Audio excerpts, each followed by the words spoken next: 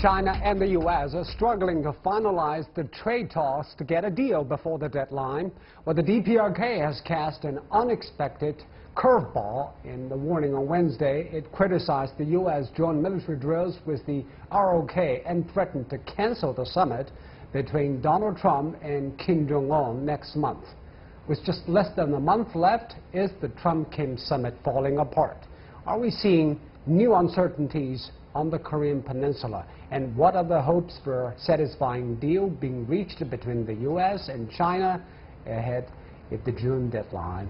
And joining me here for some discussion is Charles Liu, founder and chairman of Capital, and Mr. Einar Tangen, our current affairs commentator. We'll be also joined in the second half by Professor Carl Fei of Finland's Aalto University and the Chinese University of Hong Kong. Those are topics. This is Dialogue. I'm Zhou Yue.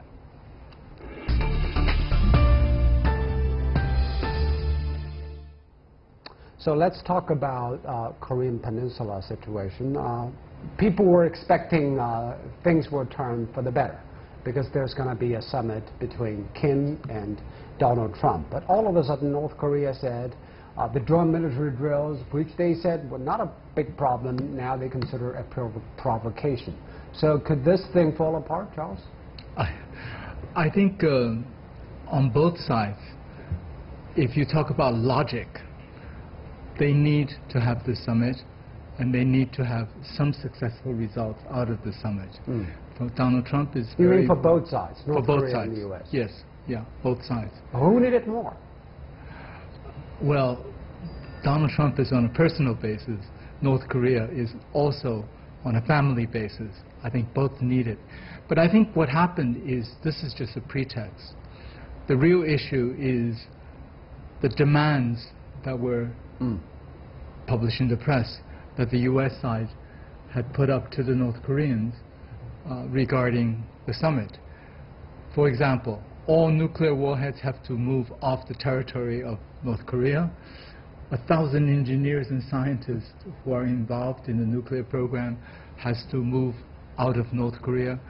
These things which weren't known before, once put to the North Korean government, makes it very difficult for them to continue.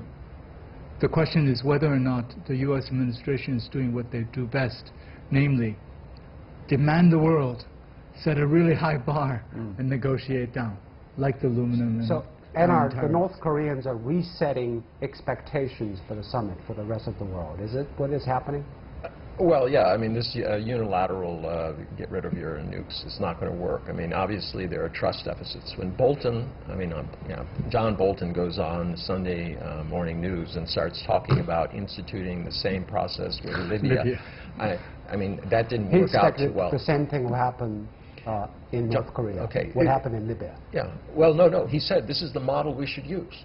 Okay, now, from Kim Jong-un's perspective, that didn't end up very well for Gaddafi.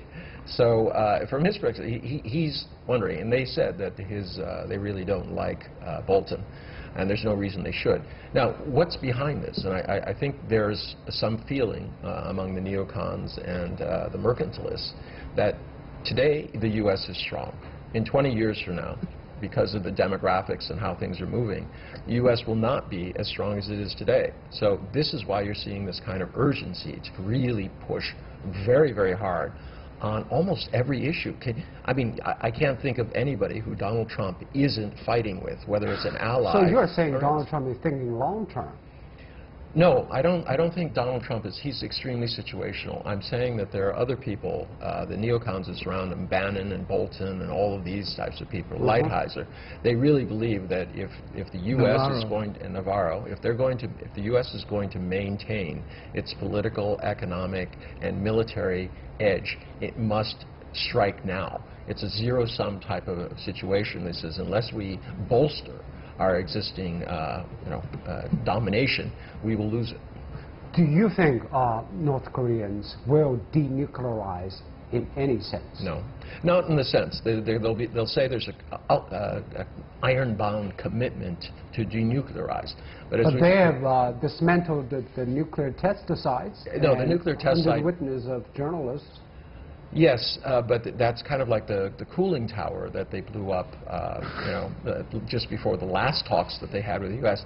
It was defunct, and so is this nuclear testing site. What happened is during the last bomb, it was a little bit heavier than they thought, and it collapsed the tunnels, so they can't use it anymore anyway. So getting rid of it is not the issue, but really it's about time scale. The U.S. is saying we want something 6 months to a year, and that's our bright red line. And for North Korea, I think they're thinking more like 10, 20 years. We say we will denuclearize when our economy is up to it. That's why they keep saying. If that's the case, what North Koreans are prepared to give to Donald Trump in Singapore? I think they've already indicated a freeze on the nuclear and the intercontinental ballistic missile program. A freeze means no further development, but it doesn't mean that you move all your nuclear warheads out of the country. In exchange for what from America? For removal of sanctions, first and foremost. And do you think it's likely to happen, that Donald Trump will say lifting of sanctions in exchange for freeze? No, I think we shouldn't be looking at the real substance of the discussion. Because but isn't it what it's all about? There's so much. This is optics. It's all optics. It's all optics. Because what Donald Trump would like, he was so proud that people have named him as a possible recipient of the Nobel Peace Prize if he pulls this off. This is a big thing for him. For the midterm elections is a big thing. And for Mr. Kim. But the world is watching what is really going on. The world can watch, and the press can come out and comment on how this is all substance, no substance, all optics. It doesn't matter to him. It doesn't matter to him because, for example, on the pulling out of the Iran deal, that's in direct violation of Security Council resolution. Does he care? He doesn't care. His base doesn't care. But and most American voters don't care. If it is also, they don't understand. It is an issue of optics. In what way can President Trump package this as kind of success if North Koreans does not give up this nuclear program? We stopped the further development of nuclear weapons and the intercontinental. You mean a freeze? A freeze. Because you can say stop development of nuclear weapons.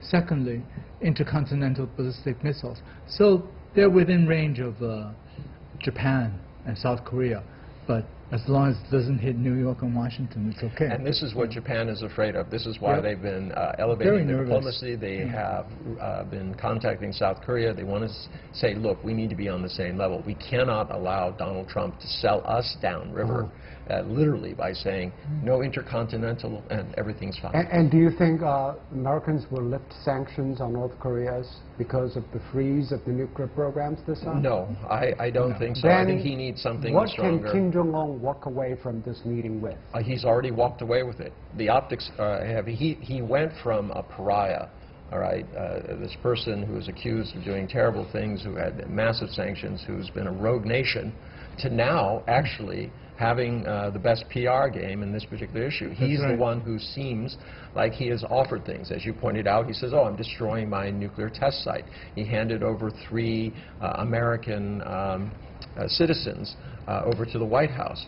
So he had that whole stage performance with the South Korean presidents where, he's kind of jumping back and forth across the line. He's smiling. He seems like a very benign character. And people also say he's playing the China cards because in just a matter of a month he's met Chinese president 2 times. What kind of a China card is he playing? Well, I think he's trying to cause, first off, I mean, China welcomes it because the interests of China are not in having a nuclear arms race in Asia, which could be the result if North Korea continued its program. So China is looking for some sort of things. I think in the end, because China or somebody is going to have to step up and put down the security guarantees. Because the U.S., I mean, would you trust the U.S. in his position? Especially when John Bolton, who's the advisor president, saying, oh, let's do this. The Iran deal, which is international Iran deal, but Iraq, all of these things, Libya, how can you possibly say, yes, I trust you?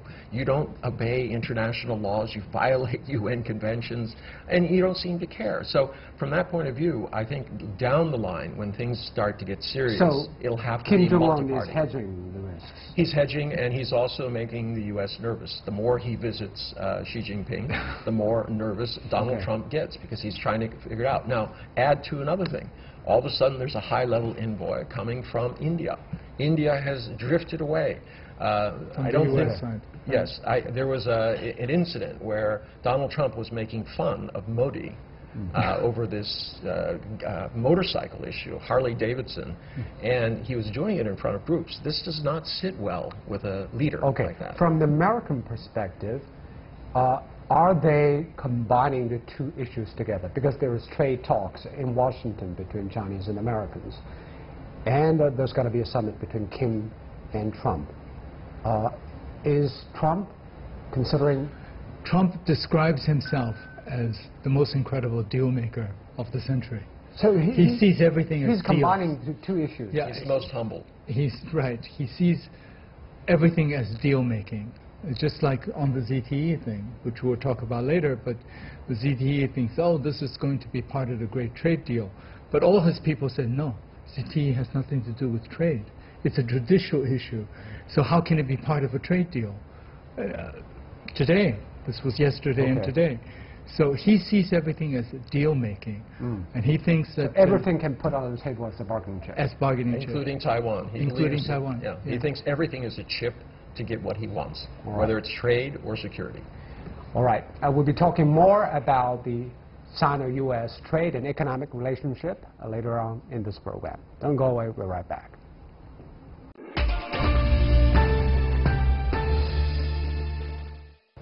And to talk about U.S.-China relations, we're joined by Professor Carl Fei from Finland's Aalto University and the Chinese University of Hong Kong, and also Charles Liu, founder and chairman of How Capital. Let's talk about what is going on in Washington.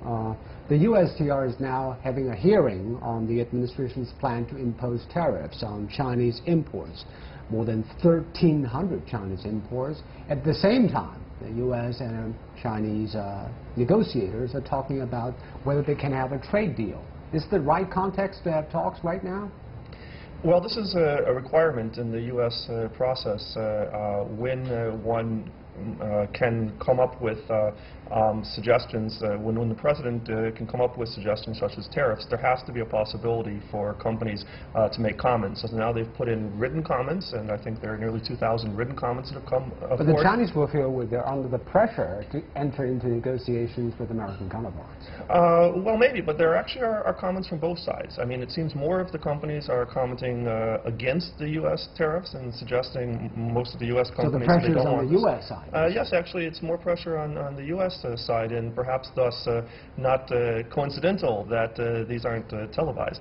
But you've seen comments from people from Microsoft, from stores such as Walmart, the National Retailers Association. National Retail Association, the biggest association of retailers in the U.S., has come out against this.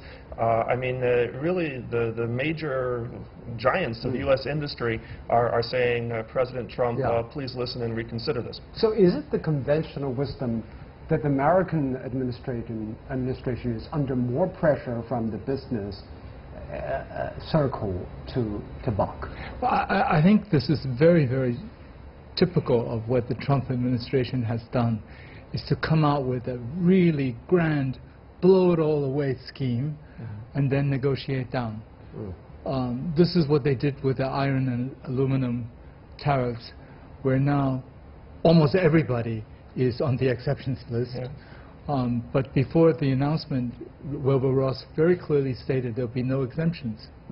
So every single thing that they've done is make a big story, catch the eyeballs, get people in the base, seem to be happy with his But what are delivering. the terms if they want to have a negotiation framework? You put tariffs on, first and foremost, what that does is... $1,500 billion? What you end up with is actually destroying consumption power of the U.S. consumer, because all the prices go up. And more than that, at the same time you're demanding that the Chinese don't buy your technology products. Which is contradictory. Which is contradictory. And then at the same time you're demanding reduction by $100 billion per year on the trade deficit, which is, again, totally ridiculous. So I think it's, again, big thunder and lightning. We won't see many raindrops coming down. What will be the Americans' terms if there isn't any kind of deal? Yes. Because according to U.S. Ambassador to China, Terry Bradstad, the two countries are still far apart on resolving the trade frictions. How far apart? Well, they are really far apart right now, but I fully agree that this is sort of optics and advertising, and Trump really sets his policy to get PR and attention, and this is what he's gotten now. And so you're saying he's not serious about it? He's serious that he wants a change in U.S.-China trade. And let's be clear, how? Most U.S. companies want to change also. However, it's probably a little bit exaggerated at the moment. So how? First of all, there are a number of steps that the Chinese government is honestly already taking. And I think the greatest hope, I mean, the real question is, this week, now in Washington, can something concrete come out, right? This is really needed from both sides. And I think one possibility might be being a little more specific, for example, about intellectual property protection. Intellectual property protection is something the Chinese government already really wants to move forward on and has been moving forward on. But so far, there has been less clarity than perhaps could have been about exactly what's going to happen. Also, the key challenge in most legal aspects inside of China is not laws per se, but it's implementation of laws. And so... And that takes time. Of course it takes time, and so it won't happen immediately, but a commitment that there will be more uniform implementation of laws, I believe, would be one step that might possibly be able to come out. All these things, I think, are strategic, but the immediate thing is how to balance the trade. Or is it possible to balance the trade? I think it's impossible. I think it's impossible. But I think can they reach any kind of a mini deal that can narrow the gap in any way? As you said, optics. What Donald Trump and his administration looks for is optics for the midterm elections. For example, what can China do? Buy American stuff? Sell less to America? You can't sell less to America because you can't tell the American companies not to buy from China. Can you imagine if Apple said, sorry, we won't make iPhones in China anymore? Can you say that? You know what happens then? That will upset the global value chain. Not only that, Apple goes bankrupt. So you can't really tell American companies not to buy Chinese products. To tell the Chinese to buy more products from the U.S., sure, if you don't have so many restrictions on what we can buy, we could be buying a lot more. But you have all these restrictions. I still don't see what can happen to narrow what the can trading happen? balance. What can happen is he can cite some of the things which President Xi had announced, opening up the financial markets, the services sector, and so on and so forth. And these can be made more specific, just to jump in, rather than simply saying we're going to open it up, being more concrete about where this is going to happen. That's right. I think one of the real challenges is that so far there's been a lot of talk about the trade gap, okay? You can't sort of demand, as you say, you can't demand this shrinks. What you can do is you can create conditions that facilitate it to shrink, and that's what needs to happen. But the political will is already there. What kind of specific measures in terms of opening up finance and services can be elaborated? So for example, being more serious about allowing foreign banks to be doing consumer banking as well, with less Chinese involvement. Retail banking. Also, perhaps greater flexibility in the credit card markets. These have been two areas that have been rather. What else? I think that the two things that you talked about are already they're very specific things coming out of the Boa Forum, which were already announced, quite specific. Automobiles. I just don't see many people in China. What Trump complained about. Sure, 25% but I don't see many people in China or in Europe, for that matter, are in love with American vehicles. But also the American automakers, they don't complain doing business here in China. They don't. They're making a mint. General Motors sold more cars in China than the United States. They're on the right track. And what about duties? If you talk about auto duties, what about Japan? It's 39%, not 25%. So I think so many of these things are really, really irrational. And it's just optics. It's just a big show.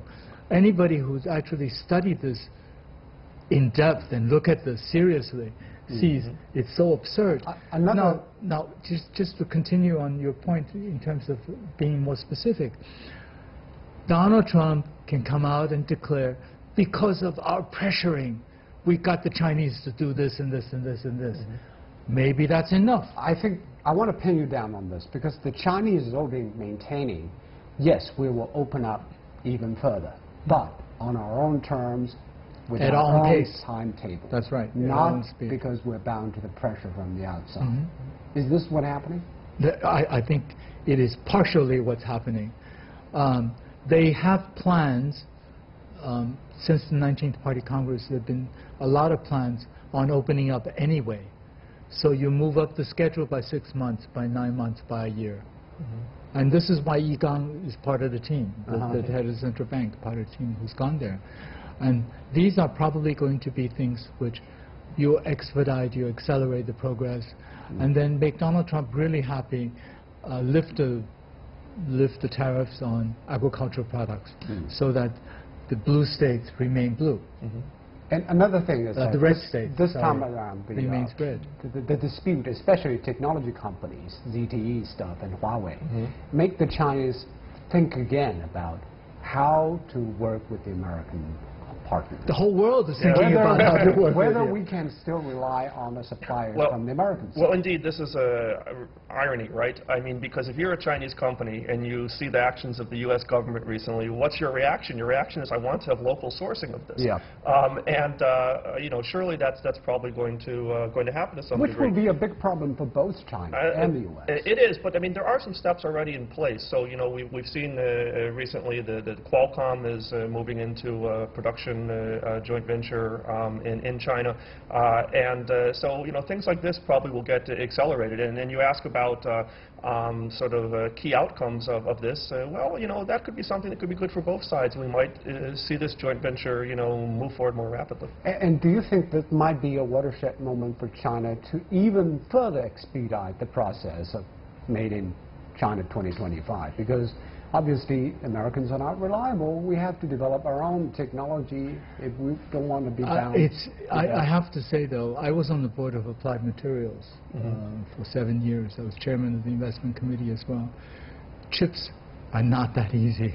It won't happen overnight. It won't happen overnight.